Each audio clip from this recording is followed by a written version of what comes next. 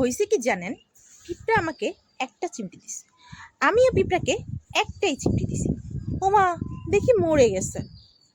এখন ঘটনা হচ্ছে, তুমি যা সহ্য করতে পারবে ঠিক ততটাই মানুষকে কষ্ট দিবে। এখন তুমি তো মানুষকে যখন কষ্ট দিছো বা আমাকে যখন কষ্ট দিছো, সেটা সহ্য করার ক্ষমতা আমার ছিল, কিন্তু আমি যখন তোমাকে কষ্টটা দিছি সেই সহ্য করার ক্ষমতা তোমার নাই। তাই লেভেল দেখে মানুষের সাথে মানুষের মানে ঝগড়া বলো বা যে কোনো কিছুতে জড়ানো উচিত, এটা সবার আর কি বোঝা উচিত।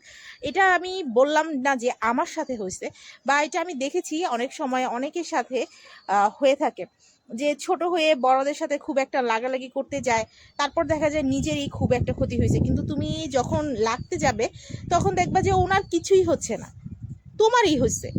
তো এই জিনিসটা বুঝে শুনে তারপর সবার সাথেই আর কি দ্বন্দ্বটা হোক, এটা আমি চাই না, দ্বন্দ্ব না হওয়াটাই ভালো।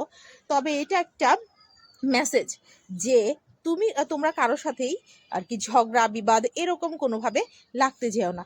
দেখা যাবে তুমি একটা মানুষের সাথে লাগতে গেছো, তুমি তাকে দেখা বুঝতে পারতেছো না যে সে তার ক্ষমতাটা কতটুকু বা কিছু, তুমি তার সাথে লাগতে গেছো, সে তোমাকে মানে তার পরবর্তীতে তোমাকে এমন একটা ক্ষতি করে বসলো যে ক্ষতিটা সহ্য করার ক্ষমতা তোমার নাই। ঠিক আছে?